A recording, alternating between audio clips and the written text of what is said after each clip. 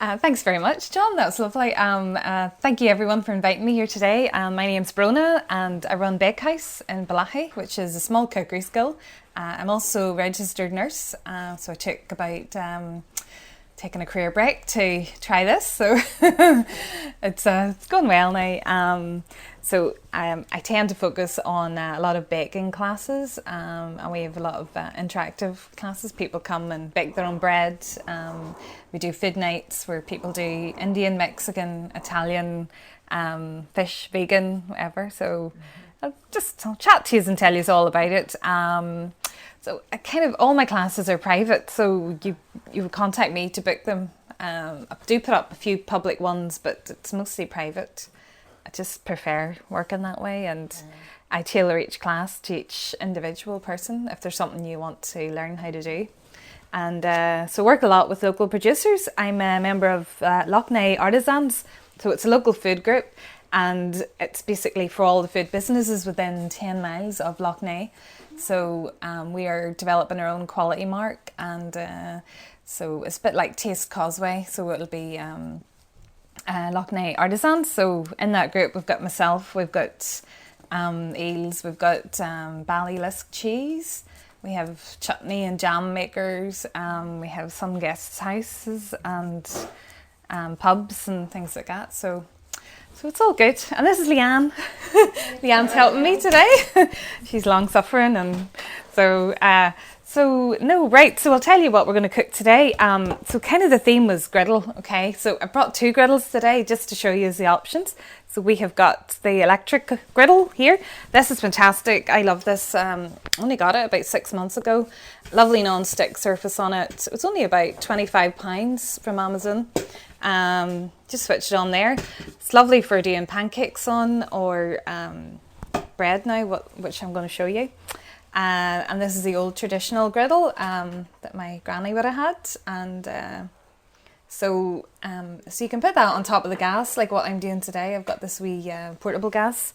It wouldn't go on an induction hob, so I have the flour over the top of it, just getting ready for the soda bread. Right, so we're going to do cheese and chive bread, which is a lovely savoury bread. So I'm going to do it first. And then I'm going to do soda bread. I'm going to do a classic Caesar salad, which is really nice. And I'm going to do a passion fruit syllabub, which is kind of like my signature dessert. So bear with me and ask me loads of questions, and hope you enjoy today, and you'll all get a wee taste as well. And Mickey's very kindly given me some lettuce from his allotment for the Caesar salad. Okay, so cheese and chive bread. Okay, so this is one of the very first things I ever started making, and it's amazing, and it's lovely actually the next day, toasted as well. So it uses self-raising flour, which so you can have bread with yeast, you can make a bread with self-raising flour, you can make one with buttermilk. So there's lots of different methods to make bread. So this is water and self-raising flour, really, and we're just adding all our bits and pieces. Right. Recipes? Yes, recipes are all down there, okay. They were put up on the website as well, or Facebook, so by Grania there, so you can get them all then. Now, they'll also be on my website and my Facebook page as well. So, okay, so this recipe... Do you want to change seats? Yes. Is it annoying you, the blowing? Aye. Here. Grand. Can everyone see all right? Okay. So is there anyone that would do a lot of baking here? Anybody? Yourself? But not bread. Oh, not bread, okay. I do soda bread. Oh, do you? Right. Okay, that's good. All right. So, right, 425 grams of self-raising flour.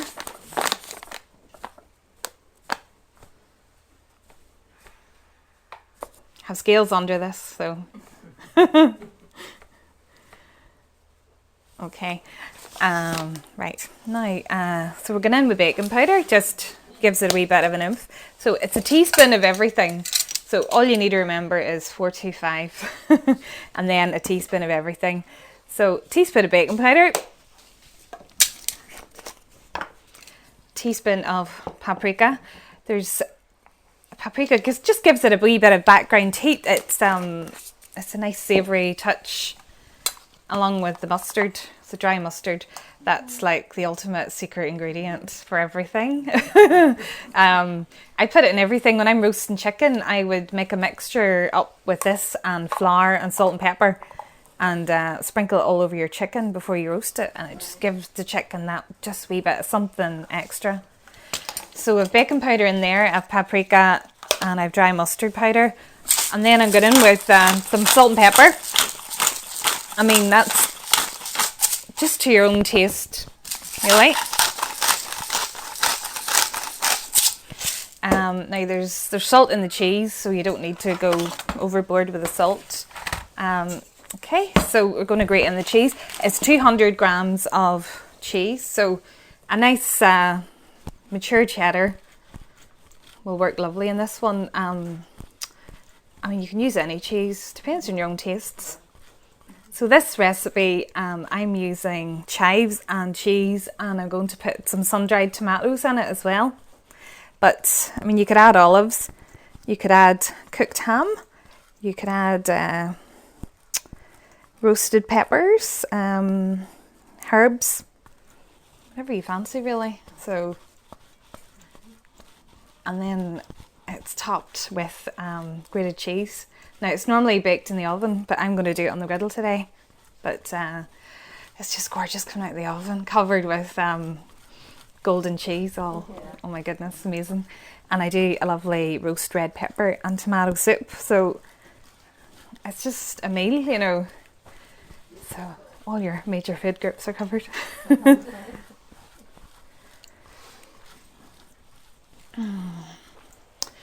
That's the mature. You can get a darker one from Coleraine. Have you tried the black Coleraine cheese? It's very nice. We were in a wine tasting one night, and they had cheese all, you know, and I thought, oh my god, that'll be something really fancy. And I was like, what is that? And I said, oh, that's Coleraine. I was like, oh my god, that's gorgeous. It's nice. It is. Right, so I mix everything just with one of those nice knives there. Just cuts through it nicely.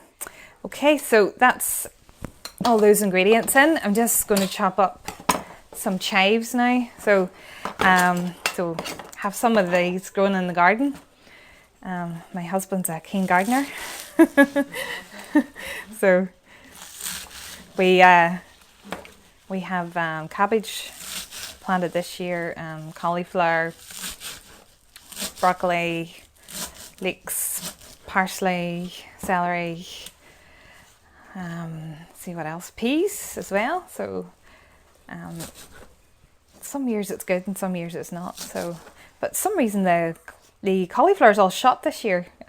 Did you find that? Seemed to be opened up too much. Don't know what that was. The weather was so warm too early. Yeah, I'm not a gardener, but it's more of a novelty. We just buy transplants and put them in. Like, you probably grow them from seed and all. Oh, this is our first year, so it's hit or miss and learning. Yeah. Keep an eye on the time too. If we do about 15 minutes per recipe, and then it's an hour, isn't it, John? Whatever, but about an hour's fine. All right. Okay, so just put that in there. So you can already tell this is just going to be gorgeous. It's all these yummy ingredients. Enough there to go round, are you? Oh, aye. Don't worry, I've loads more stuff. Right, so sun-dried tomatoes as well. I just think that they just make it really special. Okay, and just throw a wee bit of the oil in too. Is there anything else you could use the oil for? That oil there, I would make a nice dressing with it.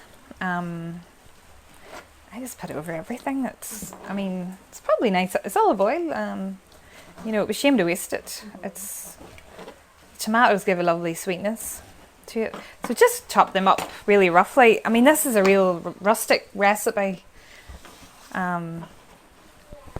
Okay, right, now I'm gonna just lifting all the ingredients through with your hands, just mixing them together.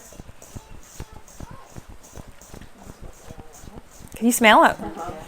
Yeah, so you see the colour, the paprika is giving it a lovely red, warm tinge to it. I mean, if you only ever have one recipe in your life, I think this is it.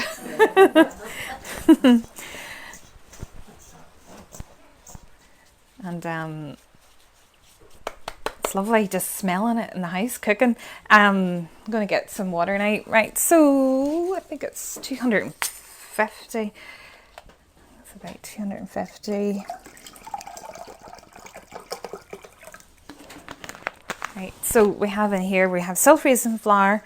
I have my paprika, my baking powder. I have mustard, cheese, sun-dried tomatoes, and chives. Okay, now I always have to say to make sure, because when you're talking and cooking, I think it uses both sides of your brain and you can easily forget something. So just send me your water and mix it all through there. So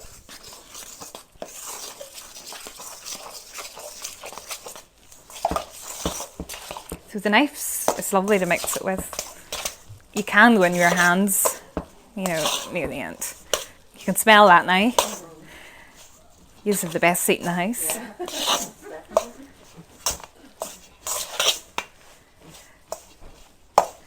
So now if I was going to put it into the oven, I would grate more cheese over the top, so I would, just before I put it into the oven. So nice. So just lifting it up, just to get that dough all caught up, just catching it on the wee damp bits there. So, right, that's it on now. So it's like, it's just on off that there, and if it gets too hot, we can just turn it down. Kind of start it kind of medium. So you want a bit of heat coming on to get it started, okay? Now, again, because I'm pushed for time here and we're doing everything, we're literally doing 4 recipes in 1 hour, which is... so I'm going to make it... So, ready, steady, cook. Okay, so we're just going to divide this up into... We get... See how we go. We'll divide it into 8 pieces. Now, all right. So just dust it with a wee bit of flour as well. Just helps to stop it from sticking. Right. So just roll it into nice wee individual patties. Okay. So we're just gonna press those on there. It's gonna smell so good in here in a wee minute. Okay. Oops. There's that health and safety issue here. Yeah. Do you want to push that forward? Thanks.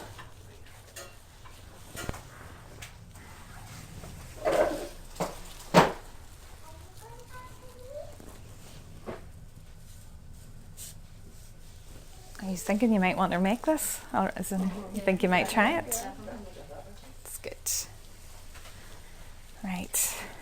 If you were doing it in the oven, would you put in like a square flat plate, or would you do it like that? I would do it on a big, just a baking tray. So I'd make it as rustic, just like a big blob. Yeah. Literally just, the more rustic it is, the better, because then you've got lovely crunchy bits, which are covered in melted cheese. So now you can also do it in a loaf tin.